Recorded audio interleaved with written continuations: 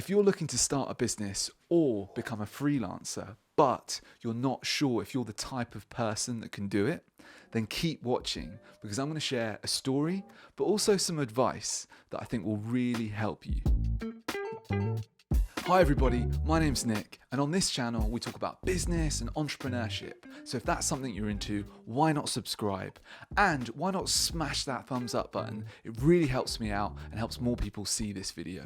So a couple of weeks ago, I was talking to my friend on the phone, and he says to me he's been freelancing for a couple of years and he feels like he's doing well, he's surviving, but he's not thriving. And there was something that he said to me that told me that his mindset was a little bit off. And I wanted to share with you what it was that he said, because I think it could really help you too, because I know it helped him as well when I shared this advice. So what he said was that he didn't feel that he was the type of person that really was made for selling or for making video content or for sending direct messages to people online. He didn't feel like that was who he was. And this showed to me that he was telling himself a fake story, or he had a limiting belief, because he's essentially telling himself that he can't do what he has to do to be able to grow his business. I like to think of it like this. If you're driving a car, you can't have the handbrake on and also trying to put the accelerator down. You've got to have one or the other. And if you're trying to go forward, you're going to want to have the accelerator down, right? So you've got to take the handbrake off. And the problem is that what he was doing by telling himself, I'm not the type of person that can do this, while trying to do it, he's almost sabotaging himself. So that's something that we've got to change. So I was watching this really interesting video by Vanessa Van Edwards a few weeks ago. And in it, she talked about this idea of neuroticism.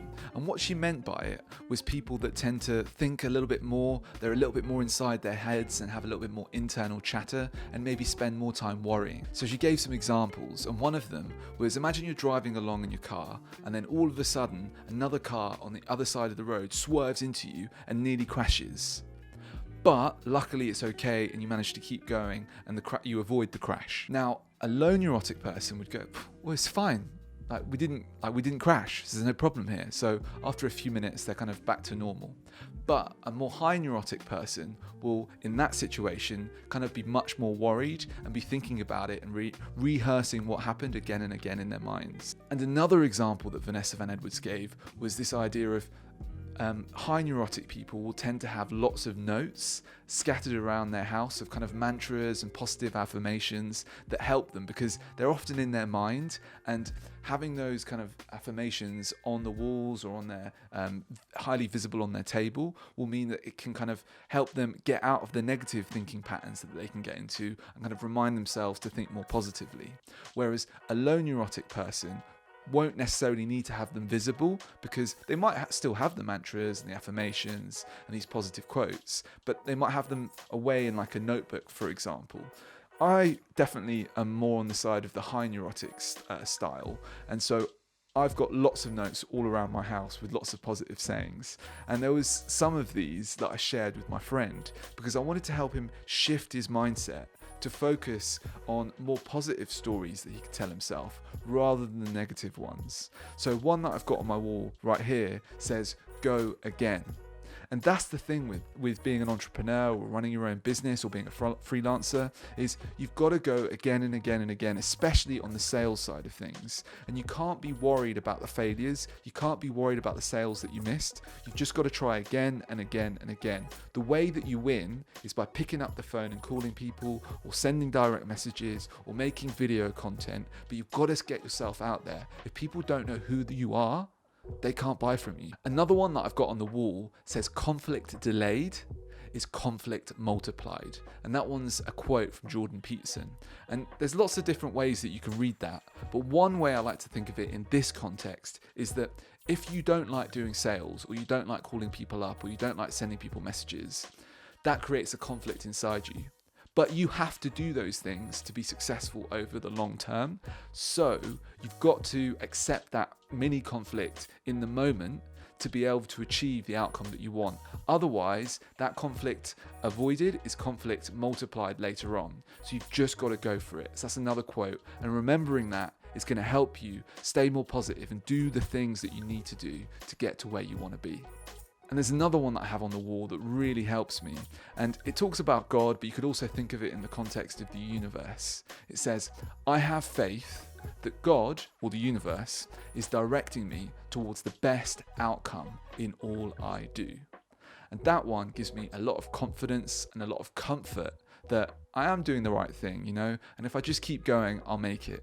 Now, saying these things again and again and having them on your wall isn't going to guarantee that you're going to be a success, but having them can help jog your memory and remind you that you should be thinking about the positive things and just going for it and taking action. And there's another one that I've got up on the wall that I'll quickly say is, you won't know if you don't try. You've just got to go for it. Okay, so the first part we talked about was mindset, but there was also a second part, which was around the process of how you get sales, but also it can apply to lots of other things as well. Because when you're trying to get sales as a freelancer or an entrepreneur, you're going to feel like you're getting a lot of rejection, but in reality, you're not getting as much as you think you are, because you've got to knock on a lot of doors, or you've got to make a lot of calls, or send a lot of messages, or make a lot of videos. And while you're doing that, in the process, it can not feel great. But what you need to do is keep a record of how many videos that you've made, how many calls you've done, etc. Because you'll think that you've done a lot more than you really have. And by having those numbers in black and white, you can see what the truth is. Whereas if you just go with your feelings or your memory of what you've done, it'll be completely wrong. You're much better off having the numbers recorded, and then you can go, oh, it's actually not that many. Because I used to work as a door-to-door salesman. You wouldn't believe it, but I did. And it was for business-to-business sales. So it wasn't just knocking on houses, it was actually going into businesses cold and selling there.